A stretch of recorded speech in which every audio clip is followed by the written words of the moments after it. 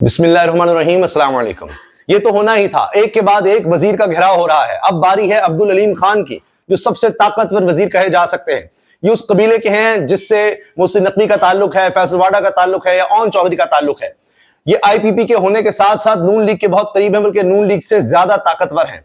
अब्दुल अलीम खान के दफ्तर का लोगों ने घेराव किया है, अवाम ने घेराव किया है, रिहायशियों ने घेराव किया है, क्योंकि इनकी एक सोसाइटी है, प्राइवेट सोसाइटी है, हाउसिंग सोसाइटी।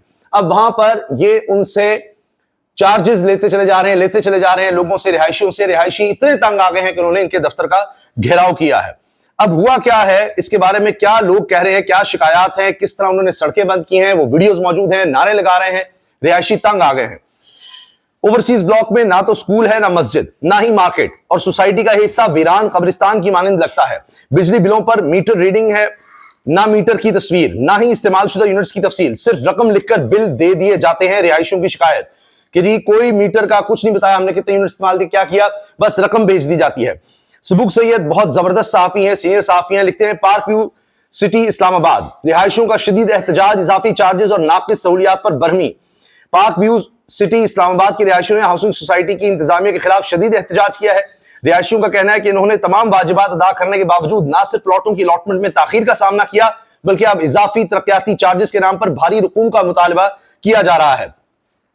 रिहायशियों के मुताबिक सोसाइटी ने 5 मरला के प्लॉट मालिकान से 5 लाख रुपए और 10 मरला के प्लॉट मालिकान से 10 लाख रुपए इजाफी चार्जेस का मुतालबा किया है, और 15 मई तक अदायगी ना करने की सूरत में रकम दुगनी करने की धमकी दी गई है। ये तमाम चार्जेस उस वक्त मांगे जा रहे हैं जब रिहायशी पहले ही तरक्याती और पोजेशन चार्जेस अदा कर चुके हैं और अपने घरों की तामीर मुकम्मल कर चुके हैं। ओवरसीज ब्लॉक के रिहायशियों ने शिकायत की है कि वहां ना तो स्कूल है, ना मस्जिद, ना ही मार्केट, और सोसाइटी का यह हिस्सा वीरान कब्रिस्तान की मानंद लगता है। बिजली के बिलों में भी जालसाजी की जा रही है। बिलों पर ना मीटर रीडिंग है, ना मीटर की तस्वीर, और ना ही इस्तेमालशुदा यूनिट्स की तफसील, सिर्फ रकम लिखकर बिल तकसीम किए जा रहे हैं। यानी इनका अपना एक निजाम है बिलिंग का सोसाइटी का। रिहायशियों का कहना है कि सोसाइटी ने पीएसएल के स्पॉन्सरशिप के लिए भारी रकम खर्च की, लेकिन बुनियादी सहूलियात फराहम करने में नाकाम रही। इन्होंने वज़ीर आज़म और चीफ जस्टिस से मुतालबा किया है कि वो इस मामले का नोटिस लें और रिहायशियों को इंसाफ फराहम करें। जो करना है रिहायशियों को खुद करना पड़ेगा, वज़ीर आज़म की काबीना का हिस्सा है। और चीफ जस्टिस के बारे में शाहिद खान अब्बासी कह चुके हैं कि उनकी औकात तो एक चपड़ासी जैसी नहीं है। अब ये भी मैं आपसे अर्ज कर दूं कि ये रिहायशी तो बेचारे तंग हैं, ये इस पर आवाज उठा ही रहे हैं, लेकिन इसमें आप ये सोचिए कि काबीना का हिस्सा होकर इनको कितने फायदे हो रहे हैं। इमरान खान ने इल्जाम लगाया था कि अलीम खान नाराज इसलिए हुए थे कि पता नहीं कितने सैकड़ों या हजारों कनाल जमीन थी जो रिवर बेड में थी रावी के, और ये कहते थे मुझे वो दे दे मेरी सोसाइटी को। इमरान खान ने कहा यह कैसे हो सकता है, तो उस पर नाराजगी हो गई थी, और बाद में फिर नून लीग की गवर्नमेंट आई और वो सारा मामला सेटल हो गया, और ये फिर नून लीग के साथ हो गए और अब उनकी काबीना का हिस्सा भी है। पार्क व्यू सिटी इस्लामाबाद को माजी में सीडीए ने एनओसी जारी किया था, तहम बाद में मुख्तलिफ वजूहात की बिना पर यह एनओसी मनसूख कर दिया गया था। बाद में सुप्रीम कोर्ट के अहकामात की तामील करते हुए सीडीए ने पार्क व्यू सिटी का एनओसी बहाल कर दिया था। रिहायशियों का कहना है कि अब वो मजीद जुल्म और गुंडागर्दी बर्दाश्त नहीं करेंगे और अपने हुकूक के लिए डट के खड़े हैं। देखिए जी इन बेचारे रिहायशियों का क्या बनता है अब, क्योंकि अब इस वक्त पाकिस्तान में सिर्फ ताकत का जोर चलता है। लोगों ने तो सड़कें भी ब्लॉक की हैं, एहतजाज भी कर रहे हैं, लेकिन ये मैं आपको बता दूं कि इस वक्त पाकिस्तान में सिर्फ जबर, ताकत, जोर है। और ओवरसीज पाकिस्तानी का ब्लॉक जरूर होगा। ओवरसीज बेचारे यहाँ आते हैं मुल्क से मोहब्बत में, कहेंगे अच्छा यहाँ प्लॉट ले लें, कर लें, वो कर लें, मगर बहरहाल कहने को बड़ा उनके लिए किया जाएगा, कन्वेंशन भी होंगे, लेकिन हकीकत में ना उनको वोट का हक दिया जाएगा, ना ही उनके साथ कोई अच्छा सलूक किया जाएगा। ये जी एहसन अहमद अवान लिखते हैं इस्लामाबाद पार्क व्यू सिटी के रिहायशियों का सबर अब जवाब दे चुका है। वो सोसाइटी की जालिमाना पॉलिसियों और तरक्याती चार्जेस के नाम पर की जाने वाली लूट मार के खिलाफ हेड ऑफिस के सामने सरापा एहतजाज बन चुके हैं। रिहायशियों का कहना है कि अब जुल्म और गुंडागर्दी हरगिज बर्दाश्त नहीं की जाएगी। ये देखिए वहां पर बाहर पार्क व्यू सिटी इस्लामाबाद के ये उसके ऑफिस के बाहर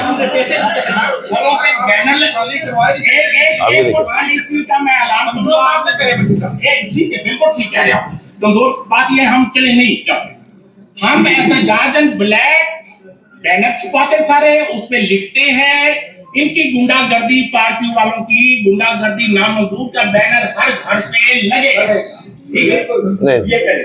वो कह रहे हैं हर घर पे हम ये गुंडागर्दी नामंजूर का बैनर लगाएंगे। ये देखिए आप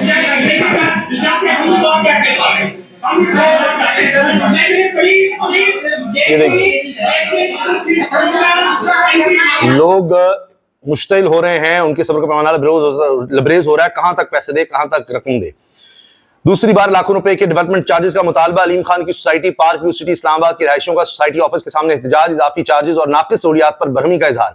पहले ही तरक्याती और पोजीशन चार्जेस अदा कर चुके हैं तो दोबारा क्यों दे रहायशियों का मौकिफ।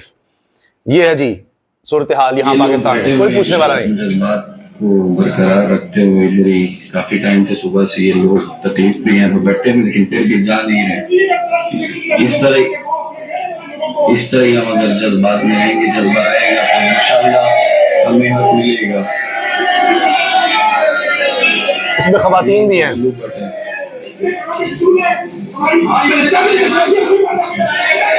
लोग कह रहे हैं हम इकट्ठे होंगे तो फिर कोई आवाज सुनेगा, इस तरह जज्बा होना चाहिए।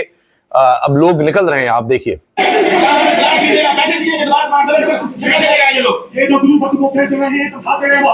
बच्चे और खवातीन भी नजर आ रही हैं यहाँ पर। अभी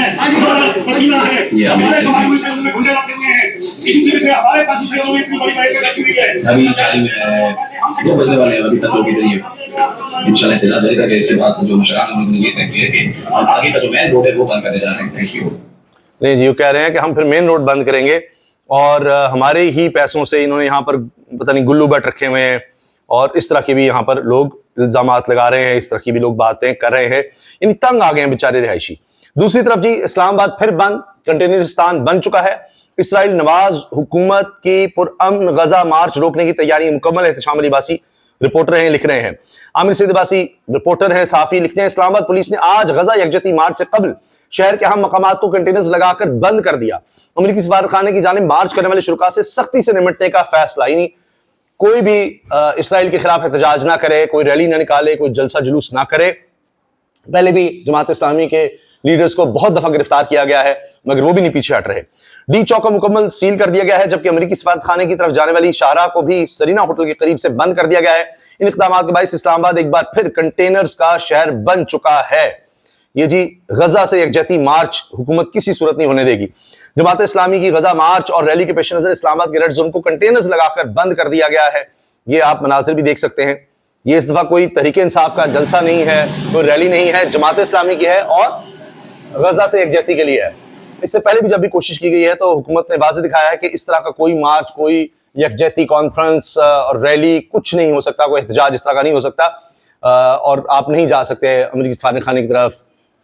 बहरहाल ये इस वक्त सूरत हाल है और जमात इस्लामी बार बार एहतजाज के लिए निकलती है, बार बार इनके लोग गिरफ्तार होते हैं। इस दफा फिर उन्होंने कॉल दी हुई है क्योंकि गजा में जुल्म जारी है और हमने देखा बांग्लादेश में, मुसलमान ममालिक में बहुत बड़े बड़े जलसे हुए हैं, जुलूस निकले हैं, रैलीज हुई हैं, लेकिन यहाँ इस्लामाबाद में मौजूदा जो हुकूमत है, PDM पार्ट 2 इसको कहें, नून लीग, पीपल्स पार्टी, MQM, सारे इकट्ठे हैं। इसमें इस तरह की किसी चीज की कतअन इजाजत नहीं है। बयानात आप सुन लें, वो आपको मिल जाएंगे कुछ ना कुछ, लेकिन कोई प्रैक्टिकल काम करने की, अमली तौर पर कहीं मैदान में आने की किसी तौर भी इजाजत नहीं नजर आती। मुराद सईद मंजर आम पर आने वाले हैं। जुनैद सलीम साहब सीनियर साफी हैं, वो कह रहे हैं कि मुराद सईद और मियां असलम इकबाल आ सकते हैं सवाबी जलसे में, वहां पर लाखों लोग हो सकते हैं और फिर उसके बाद ये सारा मंजर संभले नहीं संभलेगा। नाज़रीन, यहाँ पर आपको एक और खबर भी देता चलो कि अगर मुराद सईद अली तदरीस पर गौर किया गया तो मुराद सईद PTI के सीनियर क़यादत को ये हिदिया दे चुके हैं, बल्कि वाज़ेह तौर पर कह चुके हैं कि अगर ये सवाबी वाले इज्तिमा पे हम जाते हैं तो फिर मैं फिजिकली मैदान में आऊंगा। दूसरी तरफ से एक और पंजाब के जो गोश रहनुमा है मियां असलम इकबाल, वो भी शायद मंजर आम पर आ गए। तो जब सवाबी में 6-7 लाख लोगों का हजूम होगा, इकट्ठ होगा और मुराद सईद और मियां असलम इकबाल उसको लीड कर रहे होंगे तो मंजर कुछ और ही होगा। तो ये तहरीक जो है संभाले नहीं सकते। तो ये मुराद सईद ने अपनी क़यादत को ये पैगाम दे दिया। ले जी, मुराद सईद का भी पता चल रहा है और आखिर में ये सुनिए, अरे वाह वाह वाह, क्या बात है, क्या बात है। इसी तरह मुझे याद है इंतजार पंजोता गालिबन जो इमरान खान के वकील हैं, वो भी इसी तरह जब अगवा हुए थे तो पता चला अटॉर्नी जनरल ने कहा जी आज वो सामने आ जाएंगे। फिर अचानक कुछ लोग अगवा करके उनको जा रहे थे और वहां से भाग गए, पुलिस नाके पर उनको छोड़ दिया और उनकी वीडियो भी सामने आ गई, उनके हाथ पांव बंधे हुए थे बेचारे के। अब कुछ ऐसा ही वाकया दोबारा हो रहा है। अहमद दुरानी के लापता भाइयों की रहीम यार खान कच्चे से बाजियाबी की इतलात। पुलिस के मुताबिक कच्चे के डाकुओं ने मोहम्मद अली और सैफुर रहमान हैदर को अगवा कर रखा था। अहमद दुरानी की वालदा ने दोनों बेटों की बाजियाबी के लिए इस्लामाबाद हाईकोर्ट से रुजू कर रखा है। अल्लाह करे जिस तरह बाजियाब हो गए हैं खैर खैरियत से, वही माँ बड़ा रोई है। और बहरहाल अजीब बात है, ये जो माँ है बहन है उन्होंने तो कुछ और ही कहानी सुनाई थी, किस तरह लोग आए क्या हुआ, मगर अब बाजियाबी देखें कहाँ से हो रही है, कच्चे के डाकुओं से, पता नहीं कोई पकड़ के वहां ले जाता है, उनके हवाले कर देता है, क्या होता है। पंजाब पुलिस रहीम खान के कच्चे के क्रिमिनल्स के खिलाफ कार्रवाई में 2 मुगवी बाजियाब करवा लिए, 2 अगवाकार जख्मी। मुगवियों की शनाख्त मोहम्मद अली और सैफुर रहमान हैदर के नाम से हुई। बाजियाब मुगवियों का ताल्लुक इस्लामाबाद से बताया जा रहा है। रहीम यार खान पुलिस का कच्चा माचका में दौरान पेट्रोलिंग डाकुओं से मुकाबला। पुलिस एक्शन में गैर मुसद्दका तौर पर 2 डाकुओं के जख्मी होने की इतलात है। अगवाकार दोनों मुगवियों को छोड़कर कच्चे में फरार हो गए। पुलिस का सर्च ऑपरेशन जारी है। अच्छा, वो फरार भी हो गए हैं, पुलिस कुछ नहीं कर सकी, हो सकता है कोई 1-2 डाकू मारा भी जाए। और इसमें बताया जा रहा है कि अगवाकार दोनों मुगवियों को छोड़कर कच्चे में फरार हो गए।